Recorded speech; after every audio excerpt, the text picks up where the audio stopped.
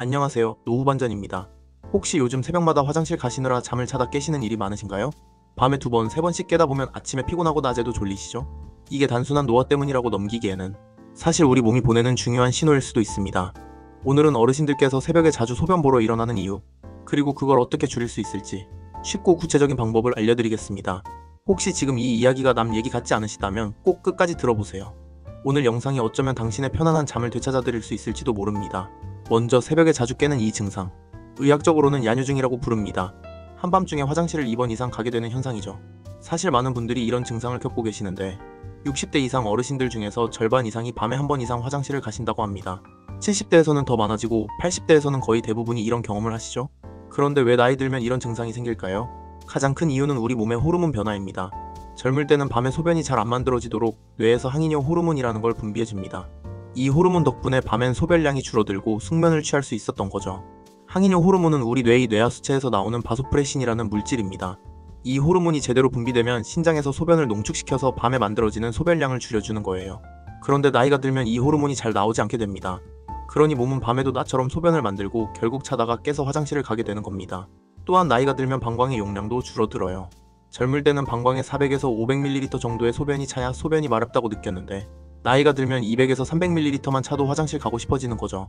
두 번째 이유는 수면의 질이 떨어지기 때문입니다. 노인분들은 깊은 잠, 우리가 흔히 꿀잠이라고 부르는 그 단계가 짧아지고 조금만 자극이 와도 쉽게 깹니다. 그리고 깨는 순간 방광에 조금이라도 소변이 차 있으면 화장실 가야겠다 하고 일어나게 되는 거죠. 수면은 얕은 잠부터 깊은 잠까지 여러 단계로 나뉩니다. 젊을 때는 깊은 잠 단계에서 오랫동안 머물 수 있어서 웬만한 자극에는 깨지 않았어요. 하지만 나이가 들면 깊은 잠 시간이 짧아지고 대부분 얕은 잠 상태에서 지내게 됩니다. 그러니 방광이 조금만 차도 그 신호가 뇌까지 전달되어서 잠에서 깨는 거죠. 젊을 때는 같은 양의 소변이 차도 깊은 잠에 빠져 있어서 못 느꼈던 건데 말이에요. 여기까지는 나이 들며 자연스럽게 생기는 변화라고 할 수 있어요. 그런데 여기에 기저질환이 더해지면 문제가 복잡해집니다. 대표적인 게 전립선비대증입니다. 특히 남성 어르신들 중에는 이걸 겪는 분들이 많으신데요. 전립선이 커지면 방광이 꽉 차지 않아도 자꾸 소변이 마렵고 잔뇨가 남기 때문에 밤에도 자주 가게 됩니다. 전립선은 남성에게만 있는 기관으로 방광 바로 아래에 있습니다. 나이가 들면 이 전립선이 서서히 커지면서 요도를 압박하게 되죠. 그러면 소변이 시원하게 나오지 않고 방광에 소변이 완전히 비워지지 않아서 조금 있다가 또 마려워지는 겁니다. 또한 전립선이 커지면 방광 근육이 더 열심히 일해야 하는데 이 과정에서 방광이 예민해져서 조금만 차도 소변이 마렵다고 느끼게 됩니다. 또 과민성 방광이라는 질환도 있는데요. 이건 남녀 모두에게 나타날 수 있습니다. 방광이 너무 예민해서 조금만 차도 자꾸 소변이 마렵고 한번 마려우면 참기 힘들 정도로 강한 요일을 느끼게 되죠. 과민성 방광은 방광의 수축 기능에 문제가 생기는 질환입니다. 보통 방광은 소변이 충분히 차면 수축해서 소변을 밖으로 내보내는데 과민성 방광은 조금만 차도 방광이 수축하려고 해서 급하게 소변이 마려워지는 거예요. 이 질환이 있으면 낮에도 화장실을 자주 가게 되고 밤에도 2번 이상 일어나게 됩니다. 특히 갑자기 소변이 마려워져서 화장실까지 가는 동안 참기 힘들어하는 분들이 많아요. 이외에도 고혈압, 당뇨, 심장질환, 신부전, 신장질환 등도 야간 배뇨를 늘리는 요인이 됩니다. 몸에 쌓인 수분이 밤에 눕는 순간 소변으로 빠르게 전환되기 때문이죠. 당뇨병이 있으면 혈당이 높아져서 소변으로 당분이 많이 빠져나가게 됩니다. 그러면 소변량이 늘어나고 자연스럽게 밤에도 화장실을 자주 가게 되죠. 심장질환이나 신부전이 있으면 낮에는 중력 때문에 다리나 발목에 수분이 몰려있다가 밤에 누우면 그 수분이 다시 혈관으로 돌아와서 신장에서 소변으로 만들어집니다. 그래서 신부전 환자들은 특히 밤에 소변량이 많아지는 경향이 있어요. 또한 고혈압 약 중에는 이뇨제가 들어간 것들이 있는데 이런 약을 드시면 소변량이 늘어나서 밤에도 자주 화장실을 가게 됩니다. 그래서 어떤 어르신들은 낮에는 잘 안 마렵다가 밤만 되면 계속 화장실 가게 되는 경우도 많습니다. 이런 현상을 야간 단뇨라고 하는데 하루 소변량의 3분의 1 이상이 밤에 만들어지는 경우를 말합니다. 정상적으로는 밤에 만들어지는 소변이 전체의 4분의 1 정도여야 하는데 그보다 많아지면 문제가 되는 거죠. 그러면 도대체 어떻게 해야 이 새벽 소변 문제를 줄일 수 있을까요? 첫 번째, 물 드시는 시간을 조절하셔야 합니다. 물론 물을 아예 안 드시라는 뜻은 아닙니다. 우리 몸은 수분을 충분히 섭취해야 건강을 유지할 수 있으니까요.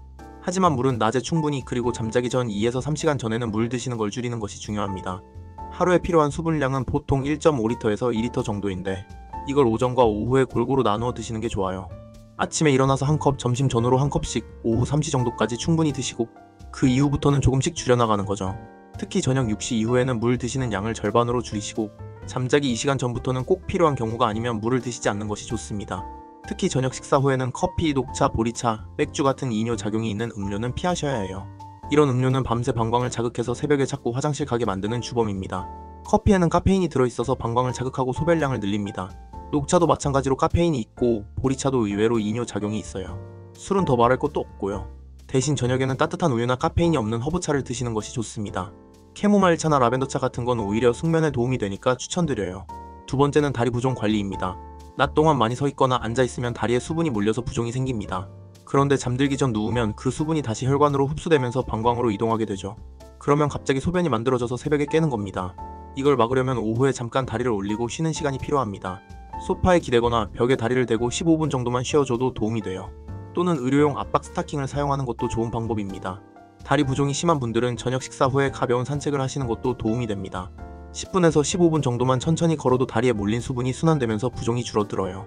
또한 낮에 오래 앉아 계실 때는 발목을 돌려주거나 종아리 근육을 움직여주는 운동을 하시는 것이 좋습니다. 발가락을 위아래로 움직이거나 발 뒤꿈치를 들었다 내렸다 하는 것만으로도 혈액순환이 개선됩니다. 세 번째는 케겔 운동입니다.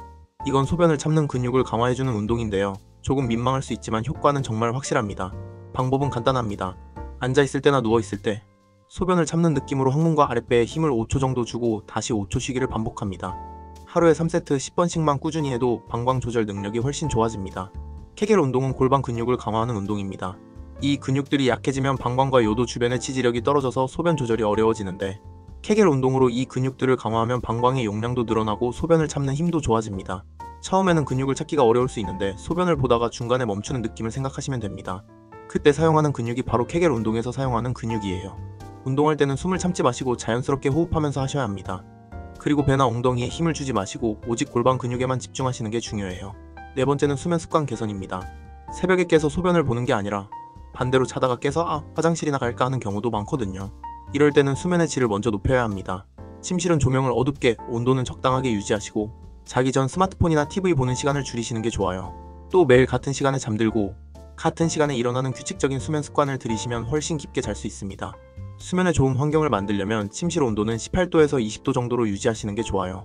너무 덥거나 추우면 자주 깨게 되거든요. 또한 잠자리에 들기 1시간 전부터는 스마트폰이나 컴퓨터, TV 화면을 보지 않는 것이 좋습니다. 이런 화면에서 나오는 블루라이트는 멜라토닌 분비를 방해해서 숙면을 어렵게 만들어요. 대신 잠자기 전에는 가벼운 독서나 명상, 스트레칭 같은 것을 하시면 몸과 마음이 편안해져서 잠들기 쉬워집니다. 다섯 번째는 병원 진료를 받는 것입니다.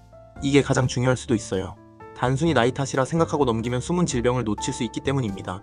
전립선비대, 과민성 방광, 당뇨병, 수면무호흡증 같은 질환은 모두 야간 배뇨를 유발합니다. 또 어떤 약은 부작용으로 밤 소변을 유발할 수도 있고요. 특히 일주일에 3번 이상 밤에 2번 이상 화장실을 가신다면 꼭 병원을 방문하시는 것이 좋습니다. 비뇨기과나 가정의학과에서 정확한 진단을 받으실 수 있어요. 그래서 배뇨 일지를 써보는 것도 좋습니다. 언제 몇 번 화장실을 가는지, 물은 언제 얼마나 마셨는지 기록해두면 의사 선생님께 보여드릴 때 정확한 판단을 도와줄 수 있어요. 배뇨 일지에는 다음과 같은 내용을 적으시면 됩니다. 마이너스 화장실 간 시간, 마이너스 소변량 대략적으로라도, 마이너스 물 마신 시간과 양, 마이너스 약 복용 시간, 마이너스 잠든 시간과 일어난 시간, 마이너스 밤에 깬 횟수와 이유. 이런 정보들이 있으면 의사 선생님이 정확한 원인을 찾는 데 큰 도움이 됩니다. 여섯 번째는 방광 훈련입니다. 이건 방광의 용량을 늘리고 조절 능력을 키우는 훈련인데요. 집에서도 충분히 할 수 있습니다. 방법은 소변이 마려워도 조금씩 참는 시간을 늘려가는 겁니다. 처음에는 5분, 그 다음엔 10분, 15분. 이렇게 점진적으로 늘려가면서 방광이 더 많은 소변을 담을 수 있도록 훈련하는 거죠.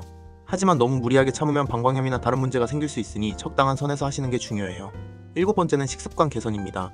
저녁 식사는 가능하면 7시 이전에 끝내시고 맵거나 짠 음식은 피하시는 게 좋습니다. 이런 음식들은 방광을 자극해서 소변이 자주 마렵게 만들어요. 또한 저녁에는 과일도 적게 드시는 게 좋습니다.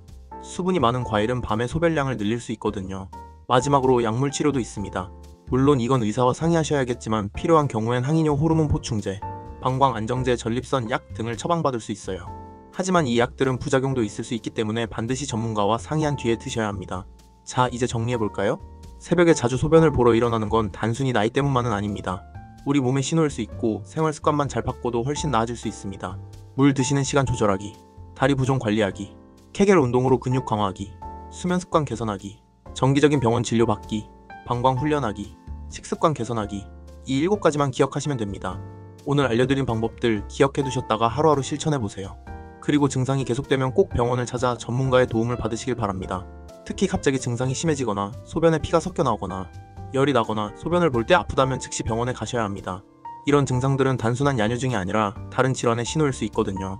또한 약을 새로 드시기 시작한 후에 야간 배뇨가 심해졌다면 의사 선생님께 말씀드리셔서 약을 바꿔보시는 것도 좋습니다. 무엇보다 중요한 건 이런 증상을 부끄러워하지 마시고 적극적으로 해결하려고 노력하시는 것입니다. 나이 들어서 당연한 거라고 포기하지 마시고 더 좋은 삶의 질을 위해 노력하시면 분명 개선할 수 있습니다. 오늘 내용이 도움이 되셨다면 이 채널 구독 눌러주시고요. 궁금하신 거 있으시면 댓글 달아주세요. 주변 부모님, 친지분들께도 이 영상 꼭 공유해주세요. 우리 모두가 더 편안하고 건강한 밤을 보낼 수 있도록요. 노후 반전, 우리는 지금부터가 진짜입니다. 다음 영상에서 또 뵙겠습니다. 감사합니다.